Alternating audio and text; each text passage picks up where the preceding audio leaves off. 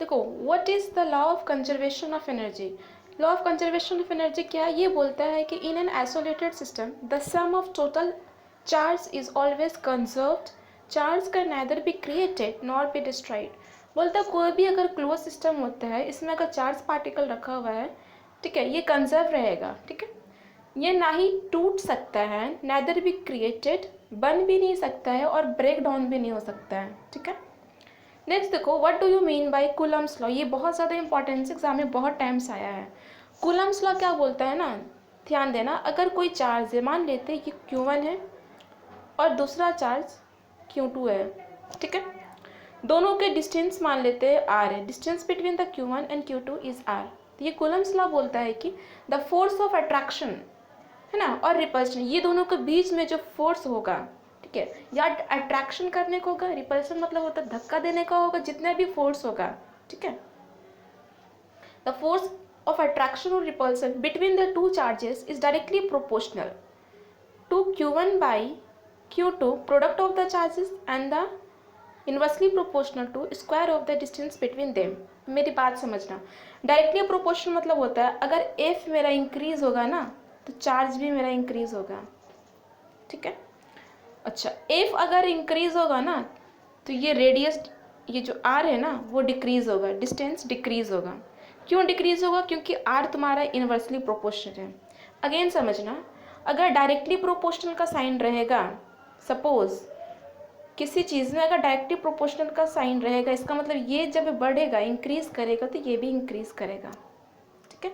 और अगर inversely proportional का साइन रहेगा, इसका मतलब ये अगर बढ़ा तो ये डिक्रीज करेगा। समझ में आ गया है? ये इसका डेफिनेशन मैंने समझा दिया अच्छे से, ठीक है। द फोर्स ऑफ अट्रैक्शन और repulsion between the two point charges along line connecting the charges is directly proportional to the product of the charges and inversely proportional to the square of the distance between them। मैंने बोल दिया product of the charges, और inversely का meaning भी बता दिए हम, directly proportional का भी मीनिंग बता दिए। अच्छा, ये तुम्हें एनी हाउ लिखना पड़ेगा, ठीक है, जो मैं एक्सप्लेन की हूँ। ये अगर डेफिनेशन नहीं पूछा लॉ का तो ये इस पे न्यूमेरिकल्स देता है, ठीक है, इस पे सम्स देता है। नेक्स्ट देखो, यूनिट का चार्ज क्या होता है? What is the SI unit of charge? SI unit of charge is coulomb, ठीक है, ये 1 मार्क्स का आता है।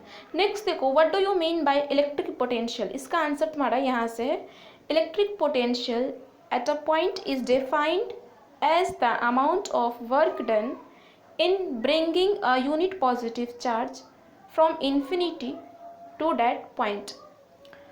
इलेक्ट्रिक पोटेंशियल बोलता है कि कोई भी, ठीक है, कोई भी चार्ज को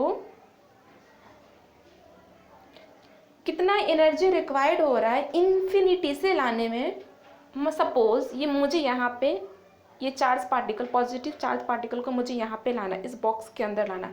इन्फिनिटी मतलब पता नहीं कहाँ से ला रहे, बहुत दूर से लेकर आ रहे। यहाँ से लाने में जितना वर्क काम हो रहा है, ठीक है, जितना काम हो रहा है उसको बोलते हैं इलेक्ट्रिक पोटेंशियल। समझ में आ गया? सपोज मैं तुम्हें काम करने दूंगी, सपोज ये बकेट में मैं तुम्हें पानी भरने दूंगी, ठीक है, कुछ तो एनर्जी वेस्ट होगा तुम्हारा, हो रहा है ना। वैसे सिमिलरली ये चार्ज को लाने में इन्फिनिटी से कितना वर्क डन करना पड़ेगा उसको बोलते हैं इलेक्ट्रिक पोटेंशियल, और इसको डोनेट करते हैं V से, ठीक है, V इक्वल्स टू W/Q। ये भी तुम्हारा न्यूमेरिकल्स में काम देता है, V equals to W/Q। Next देखो, अच्छा, SI unit of electric potential is volt. SI unit क्या होता है इलेक्ट्रिक पोटेंशियल का? वोल्ट होता है। Work and charge are scalar quantity, ठीक है। स्केलर क्वांटिटी क्या होता है? स्केलर क्वांटिटी वह होता है जिसके पास सिर्फ मैग्नीट्यूड होता है। मैग्नीट्यूड मतलब होता है वैल्यू, ठीक है, लेकिन डायरेक्शन नहीं होता है। अच्छा, एक बात और ध्यान देना, वर्क हो, किसी भी टाइप का एनर्जी हो, सबका यूनिट क्या होता है? जूल होता है, JOULE, जूल होता है, वर्क हो या फिर एनर्जी हो, ठीक है। नेक्स्ट ध्यान दो, what do you mean by potential difference? Potential difference किसे बोलते हैं? The potential difference between two points is equals to work done in moving a unit positive charge होगा यहाँ पे from point to the other point, from one point to another point. इसमें बोल रहा है कि एक पॉइंट से दूसरे पॉइंट में मूव करने में कितना एनर्जी लगेगा, कितना वर्क लगेगा, उसको बोलते हैं पोटेंशियल डिफरेंस। लेकिन उसमें क्या था, इलेक्ट्रिक पोटेंशियल में क्या था, इन्फिनिटी से लाने में कितना वर्क हो रहा है उसको बोलते हैं इलेक्ट्रिक पोटेंशियल। समझ में आया? ठीक है। इसका एसआई यूनिट क्या होता है पोटेंशियल डिफरेंस का? पोटेंशियल डिफरेंस का एसआई यूनिट होता है volt. PD is potential difference. Next देखो, what do you mean by EMF? EMF का फुल फॉर्म होता है इलेक्ट्रोमोटिव फोर्स। ठीक है। The difference between the potential difference that exist between the two bodies in a source of current when they are not connected externally by a conductor is called EMF। मतलब potential difference कोई भी दो bodies के बीच में होगा, ठीक है, current when they are not connected externally by a conductor. Suppose ये मान लेते हैं ये मेरा एक बैटरी है, ये पॉजिटिव टर्मिनल है और ये नेगेटिव टर्मिनल है, ठीक है। अगर ये कोई बाहर से कोई कनेक्टेड नहीं रहता वायर से, ठीक है, तो इसके बीच में जो पोटेंशियल डिफरेंस हो प्रोड्यूस होगा, डेवलप होगा, ठीक है,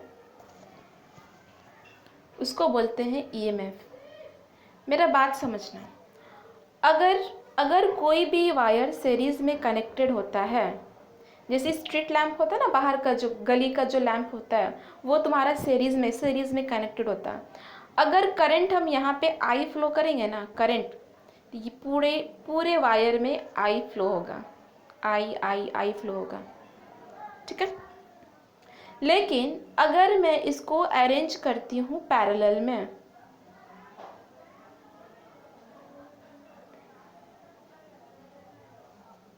अगर मैं इसको अरेंज करती हूँ पैरेलल में, ध्यान देना, तो पैरेलल में अरेंज करेंगे तो पता है यहाँ पे क्या कांस्टेंट होगा, वोल्टेज। जो वोल्टेज होगा ना, वोल्टेज सबका सेम रहेगा, लेकिन डिफरेंट क्या रहेगा, करंट। करंट यहाँ से मान लेते आई आएगा, तो यहाँ आएगा तो टूटेगा ना, ब्रेक डाउन होगा ना, कुछ करंट यहाँ चले जाएगा, कुछ करंट ये पॉइंट से कुछ करंट यहाँ चले आएगा, कुछ पॉइंट यहाँ चले आएगा, कुछ पॉइंट यहाँ आएगा। तो करंट यहाँ से ब्रेक डाउन हो रहा है, तो करंट का क्या हो रहा है, कम हो रहा है ना, जितना कैपेसिटी था करंट का वो तो कम हो रहा है। समझ में आ गया? तो यहाँ पे करंट वेरीज करता है लेकिन वोल्टेज सेम होता है, ये भी एग्जाम में पूछता है। समझ में आ गया? अच्छा, एसआई यूनिट ऑफ ईएमएफ क्या होता है? वो होता है volt, electromotive force, electrostatic motive force. SI unit of current क्या होता है? ये एम्पियर होता है। इसको डोनेट करते हैं कैपिटल ए से, ठीक है।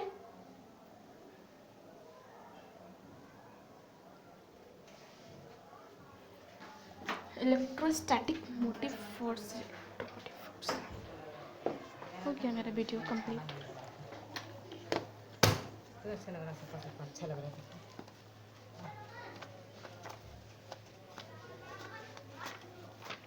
ठीक सफा